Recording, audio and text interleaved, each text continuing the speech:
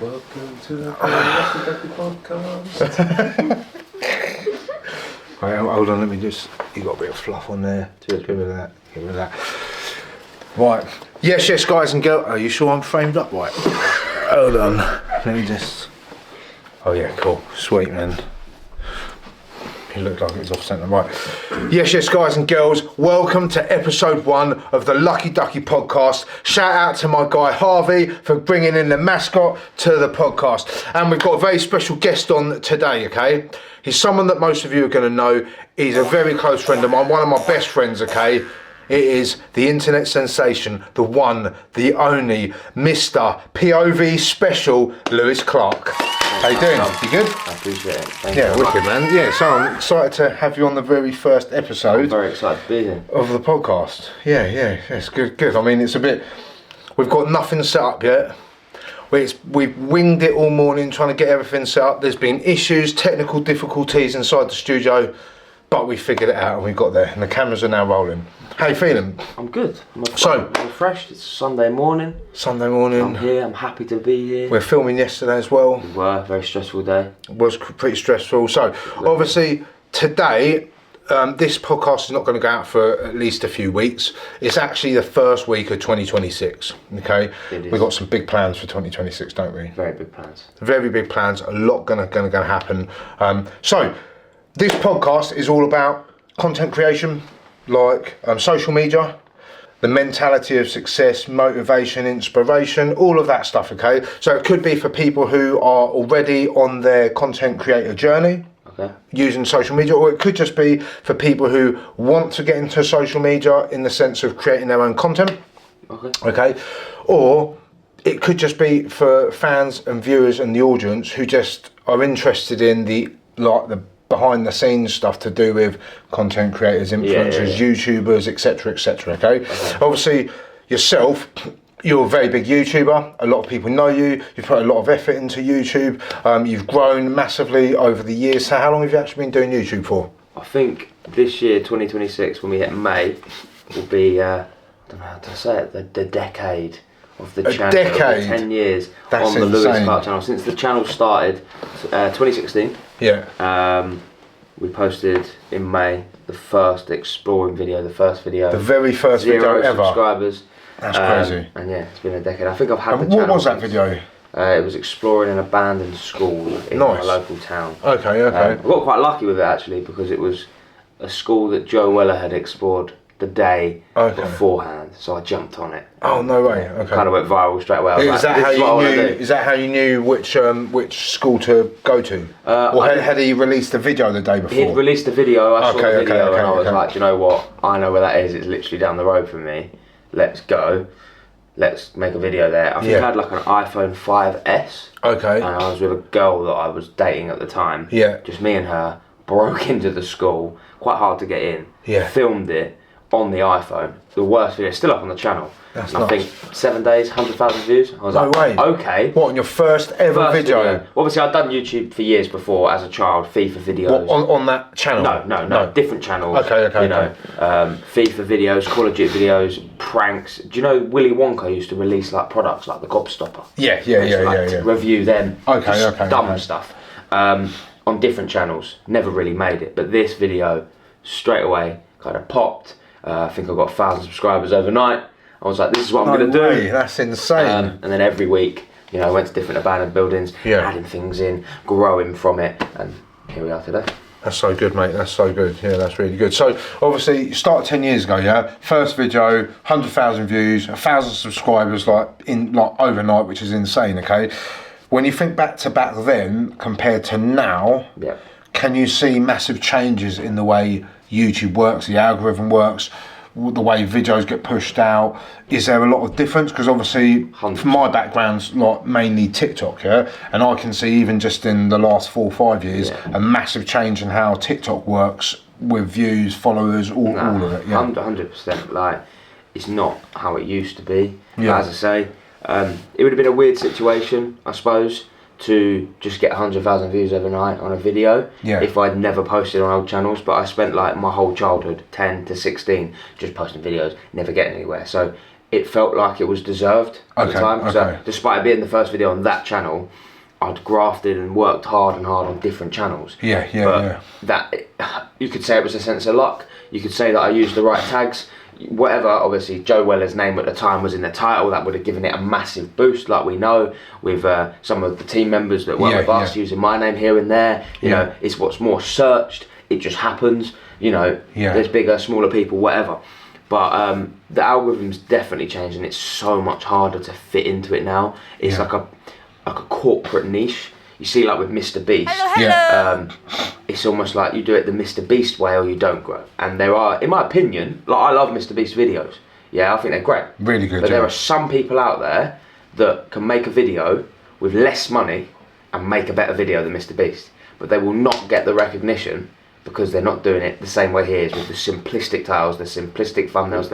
It's got to be like so family friendly. But then YouTube also say, with their new USA rules and their new like PG rules, if the video is for kids, then you mark it for kids. If it's marked for kids, you're not allowed comments, because that's not going to help the video grow. It's not going to grow as much, so you're not going to get the proper audience. And you're not allowed to make a revenue off it. Right? So how can someone have a living doing that? So then you make videos that are not for kids, so you can allow yourself to get comments, revenue, and get into the algorithm. But when making videos not for kids, there's that very grey area, is if it breaches the community guidelines and is actually allowed on YouTube. You know? Of course. So there are certain things, as we all know, that are not allowed on YouTube. You know, well, I don't want to go too deep into it. We'll say corn, for example. You can't put that on YouTube, right? Because that's over 18. Right? Of course. But then you have to make sure it's not for kids. So where's the grey area? And with our content and the stuff we do, some would say it's for kids because it's all that like kind of make-believe, soap, fictional stuff.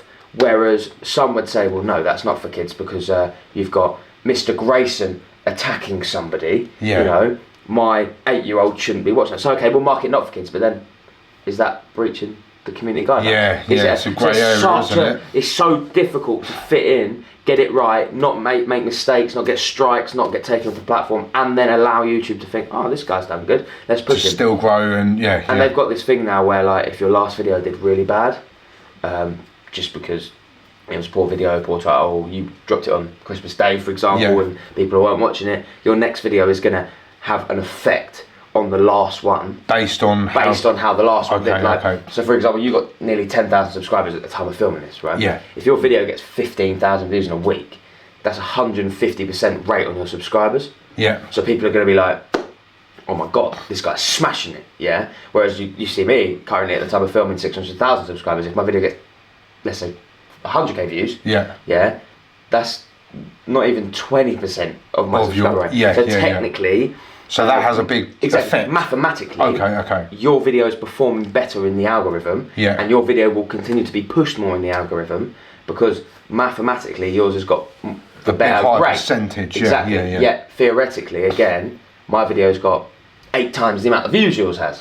So then, where are we running? You know, it's very difficult. It's very difficult to get it on par. Even Mr. Beast now, if you watch his videos after a week, he doesn't get, how many subscribers has he got? Nearly 400 million. Doesn't get 400 million views. No, of course. You know, so technically, you've got a better hit rate on your videos than Mr. Beast. So it's like, what would you prefer? How can you balance it out? I suppose it's all relative, isn't it? Exactly. 2 seconds. I'm just going to pause it right there. Just want to pause that, please. Get rid of the laptop. I can hear it humming in the background. So can I. Pause it or new clip? Just so doing the clip, mate. Cheers. So that's quite interesting about how the algorithm works like that and stuff. Do you think that, say with you, you've got 600,000 subscribers, you post a video, do you think that video gets put in front of all of your subscribers? No, not at all. No. So that's weird, isn't it? I've already looked. The notification bell obviously plays a big part. So I believe that out of the 600,000, 200,000 people have clicked the notification bell. That's amazing. That's good. And that's pretty average for a subscriber number. Like, that's pretty good. 1/3. A third. Cool. And then I think I've got 76,000 that have got notifications turned on for YouTube. So for example, right, you can click the bell, but if your phone or device says no notifications are on, it won't actually pop up, right? It will pop up on the YouTube notification, but then you're not going to actually get that notification on your smartphone. Right? Understood. But 76% have clicked yes for notification. So technically, it states that 76,000 people every Sunday at 6 p.m. will get a ping on their phone, right, to notify my video. Now, logically, if you deeped it, okay, obviously some people are going to be busy, some people might have work, be asleep, be chilling, do whatever. Yeah. You should like to think though that out of that 76,000, right, a quarter of them are going to snap on it, right? 20,000, 20,000, right? And you should also be able to think that randoms sitting on the homepage, people that are just browsing YouTube at that recommended. Yeah. So you should think that the minute that video goes out, I should be able to refresh after a minute. It should have 20,000 views. Yeah. But it's just not how it works. And I've done a test with my partner as well. Yeah. Right. When I release my video, we will sit by her phone and wait. And it depends, but we did it last week, and at 6:55 she got a notification for my video. But your video went out at 6. Exactly. So 55 minutes. So YouTube's so overpopulated now, so many people are trying it, so much is going on. I don't think they can keep up. Okay. I don't think they can manage. And I feel like creators like myself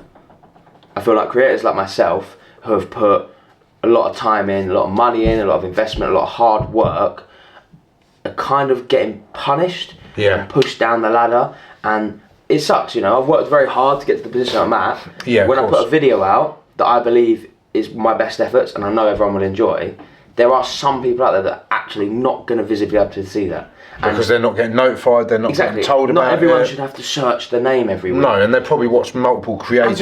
And people forget. I'm sure that people are not sitting there like, oh, Lewis at 6 p.m. Do you know what I mean? Yeah, they might be watching 10 different creators as well. Yeah. Okay, but there's a video that I know they'll want to see and they don't get the chance to see it because YouTube's not doing the job that they promised. It's annoying, that. It is annoying, yeah, it is annoying. I mean, I'm hoping that from a lot that I've been looking at to do with the way the algorithms work on multiple different platforms and it not showing your stuff to the people who have chosen to follow you, it's actually an issue that's starting to be raised by various creators and the platforms are actually picking up on it. So I think that hopefully is going to start to change and go back to partly the way it used to be. Because you had a good point the other day.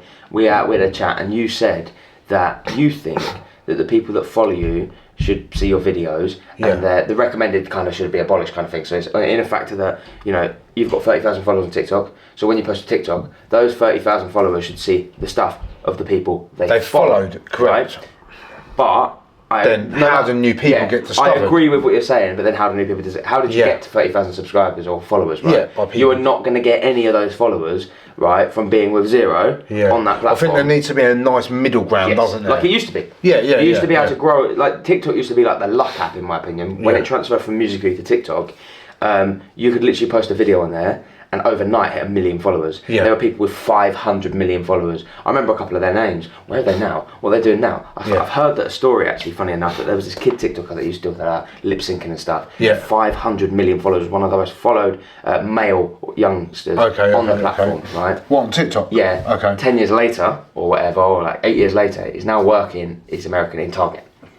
You know, I heard about that. Never got paid any money, got a couple of sponsorships, gone to his head as a kid, and now just TikTok's one of those apps where overnight you can become famous, but overnight you can fall off massively. Whereas with YouTube, it's something that growth, isn't it? Very, very rare to just blow up. I think Jake Paul holds the record for hitting 5 million subscribers in either 24 hours or it was either a week or a month or something. Oh, Jake Paul? Yes. No way. And that comes down to the fact that he was absolutely like mega famous on Vine. In the day, like hundreds of millions of followers or whatever, and he promoted it, right? So that was the fastest growing or something like that. Was his brother already big? Logan was big on Vine too, but I think Jake Paul actually has the YouTube record for the most amount in a short amount of time. But it's sustainable, you know. There are people out there that you would used to watch 10 years ago who have 50 million subscribers that will get less views than me today. Really? And that's like, it's not as if I'm getting millions of views, do you know what I mean? So that's crazy in how that is crazy. It can drop off, but it takes a lot longer to drop off. That creator would have dropped off over like 6, you know, PewDiePie as an example. He's got 110 million followers. He was the most followed YouTuber 5-6 years ago. Most followed ever, right? Before he got overtaken by Mr. Beast has sawn past, and now PewDiePie averages 1 million views a video. 1 million views. That's like literally 1% to his subscriber ratio. That's worse. Does he still post a lot? Does he? Post every day or every week. That's worse than us. It was smaller creators. Obviously he's minted, he's done his thing, fair play. Because he's been on it for years, hasn't he? He's been dropping off for 5 years. It hasn't just gone, good night. Do you know what I mean? Like it would on TikTok. Yeah, that's pretty insane. So going back to TikTok, yeah. So we've got all the main platforms. You've got YouTube, you've got TikTok, you've got Instagram, Facebook, Snapchat. Obviously, you've got Twitter, X. You've got Threads as well. What would you say? Obviously, YouTube's your chosen main platform. What would you say is the biggest platform at the moment? I mean, YouTube obviously technically is the biggest in the sense of the most amount of watch time. But would you say, obviously, when we were out at the press night at Tully's Farm, shout out to Tully's Farm, thank you for the invite to the press night. But when we were there, we spoke to a few people, and a few people said that TikTok was the main thing they're focusing on, not YouTube, but maybe they weren't YouTubers, maybe it was just their focus. I used to just focus on TikTok and didn't even consider YouTube at a point a few years ago. I feel like... What are your thoughts on that? With a lot of people... Do you want to say that again, sorry? Yeah, what are your thoughts on that? I feel like with a lot of people, TikTok's an easy route. And that's not me disrespecting. I'm trying to go on TikTok this year. This is my thing. This year I want TikTok to explode a bit, right? Yeah. Yourself, you've done TikTok and things. I feel like TikTok is something you can literally grab a clip from on your phone, film a little short clip and post it, and it can go viral, right? There's a lot of controversy and a lot of lying with TikTok when it comes to estimated revenue. Okay, I'm not going to out anyone directly, but I've heard and seen a lot of just crap, right? YouTube, it takes a lot more thought, a lot more structure, a lot more mentality. Back in the day when YouTube come out, you'll see the old school videos that were 3 minutes long that someone would just vlog and slap up and they'd get like millions of views or whatever, right? That doesn't exist anymore. You cannot just take a camera, talk to it for 3 minutes and put it on and expect to get anywhere with YouTube. Right? YouTube is now almost become like a mini Netflix. You have to have some sort of talent, skill, production, editing, quality of your content for it to get noticed and it to get views. Right? Nicole Milana, you watch his videos, right? From when he started from that insane production like quality. Beta Squad, Sidemen, right? All of their videos cost thousands to make with the people they have to get on and the things they have to do. Right? TikTok, your phone, done. Right? So I feel like with the way we are in society nowadays, right, the easy route is always the option that the majority take. And it's the minority that don't. So that's why when we were at Tully's Farm, for example, we were experiencing a lot more people saying, oh, TikTok. Like, I remember speaking to that lad, that bloke, dad, and he was like, YouTube's dead. And in my head, I was just thinking, you haven't got a clue. You've not tried it. You've not put your effort into it. He's probably doing the wrong thing, respectfully, where he's just slapping his TikTok energy into YouTube, so he's not blowing up.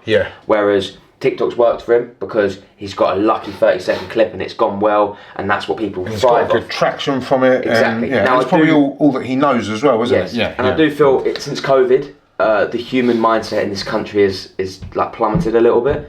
So I do feel like the attention span has been lowered massively. So TikTok around COVID time I would have said would be the number one app, right? Everyone was just scrolling through TikTok. Across the world though. I don't even think just this country. I think that mindset of distraction is just but attention span. Since YouTube released Shorts, I think YouTube has taken back on the role, because not only can you watch long form and short form now on YouTube, right?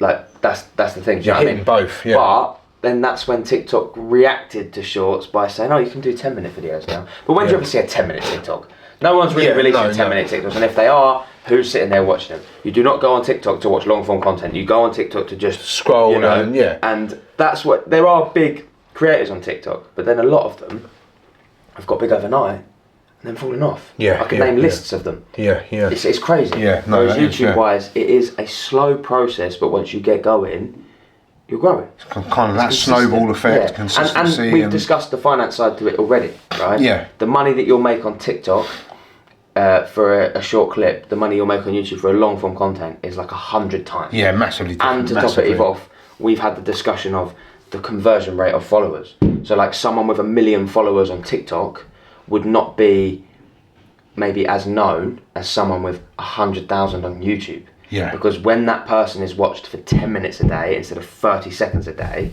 they gain more loyalty. So I'd say that my followers are more loyal to me and my videos with 600,000 YouTube subscribers than someone on TikTok with 1 million. That makes sense. That makes sense. We've discussed that before. So I'd give YouTube that one in this current state. That's cool. Right. Clip it again. Okay, you ready? Yeah, thanks, man. Right, so the question everyone wants to know. Okay. What's the craziest thing that's ever happened to you when you've had the camera out? Oh. Or one of the craziest things? Legitimate.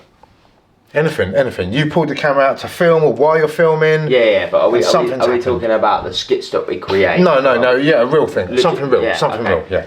What's the craziest thing that's ever happened? I've got two that Go on. hard to identify. One of them would have to be when we were chased in London at an abandoned mental asylum by a man with an axe. Okay. That was a real 100% real. I can go over it in a minute. Okay. Well, I'll say it now. So we were young. We were 17. There was a group of us. I was with my friend Liam at the time, Brandon, and my friend from college, Chloe. Yeah. We went to Harperbury Hospital, which was an abandoned mental asylum in Radlett, which is North London. Okay. And we travelled up there on trains. You have to take 3 trains. Get up at 6 in the morning. The graph was like real. We were blowing up at the time, so I was like, we've got to do this. And we used to go there. Obviously, our bag of gear. And we used to do you know the Charlie challenge? Ever heard of that? No. So you kind of put yes no on a piece of paper, some pencils. Okay. The spirit would move it and things like that, and make these entertaining videos, paranormal activity kind of videos. Okay. Yeah. Ouija boards, things like that. Yeah. No. And it's not the sort of Charlie challenge I'd heard of. So we were in the building one day, just me and Liam, and I left my charger in the building. Right. I dropped out my bag. Yeah. And as we had all the gear outside, I was with it packing up, and I said, "Can you just go grab my charger?" He went inside, and this building is pitch black. This wasn't on film. Right? Yeah. Man screamed like a little girl. What, your mate? He was screaming. I thought he was pranking me. Yeah. But the scream was so severe that I was too scared to go in the building at the time. Pitch black building. Yeah. You know, I was just like, "What's going on?" Yeah. Every man for himself. See you later, mate. So I just stood there for 10 seconds, huh? And then he come belting it out, and he said, "Man with an axe." And I was like, "What?" Said mum with an axe. Man with an axe. Right. Okay. And he starts pelting it away, and I thought, well, I'm either going to get pranked or I'm going to save my life. So I started running, with the gear. Yeah. Obviously, didn't believe him for 2 weeks. Yeah. Okay, we didn't film it. We just finished filming. Didn't believe him for 2 weeks. So I was like, right, we'll go back, carry on filming. That was our spot that we used to film. Yeah. Okay. So this time I've gone back with the 4 that I just mentioned. Yeah. And funnily enough, there was this woman, right?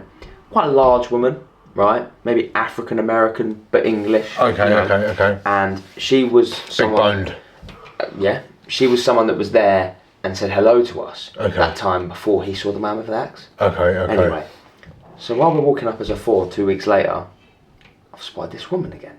Same woman. Okay. And we've gone and spoke to her, and this is when I started rolling. I said, there was this man with an axe, right? She made out she knew nothing about it, right? So we walked off. When I reviewed the footage back, she was standing there, and in the bush behind her was a big axe, right? So that was so weird. Anyway, we're then filming, Right. and I promise you on my life, 6'5", ski mask, dressed all in black, a man with an axe comes pelting it towards us in the building, right? Genuinely thought I was going to die. I had footage of it. I absolutely legged it. All 4 of us managed to split up. There were security guards on site that were always trying to catch us in the building but never could. Yeah. I went directly to them. I was telling them what was going on. I was fearing for my life. We called the police. Insane. Yeah. Right, it was massive. And then I released the video, and 3 days after the video had been released, one day I went into college. The video had 60,000 views. Thought it did pretty well. It wasn't really a video like we film now. It was more like me talking, sitting there talking to the camera and just showing the clips. Yeah. I left college 4 hours later and it had 1 million views. Right. It just went bang. Yeah. Right? So I was like, I have to go back. I have to put my life in danger with this. This is insane. Like, I was getting 20,000 subscribers. It was incredible. Yeah, do you know what I mean? Whatever you got to do for the views. I was a kid. But before I went back, I got an email, right, on my business email, and I had a look. And this guy was saying that he saw the man with the axe, or whatever. And then I did some research, and I worked some things out. And when I searched this guy up that had emailed me, in a profile picture on Facebook, he was standing with the woman that I saw. What, the African woman? The African woman. Right. So I had worked out with a lot more research. The video explains it all. That basically, this man that had contacted me was the axeman. The axeman. Right? And the woman was also in on their little plan or whatever. She was strolling the promenade, and basically what I figured out, right, was the axeman's name was Sam. Okay. And this woman was a patient from an actual mental asylum, right? And Sam was her carer, okay? And what actually happened was Sam would take his patient out of the mental asylum, because there was an actual active mental asylum next door to the abandoned one. Okay. And they'd go for walks around the abandoned grounds. And they'd seen my videos at Harperby Hospital over 6 months, and they thought it'd be funny to pull a prank on me. Right. So without me having any knowledge of these people or what they were doing whatsoever, Right, okay. they wanted to... Internal storage temperature too high? What, on this? Cameras. Looking good on both cameras, yeah? Yeah. Cool. Right, so that was kind of an amazing, well, kind of a crazy story. Scary story, chased by the axeman, but it turned out to be a prank. But it set you onto something that was good, got you over 100,000 subscribers. Exactly. That's absolutely amazing. So, what was number 2?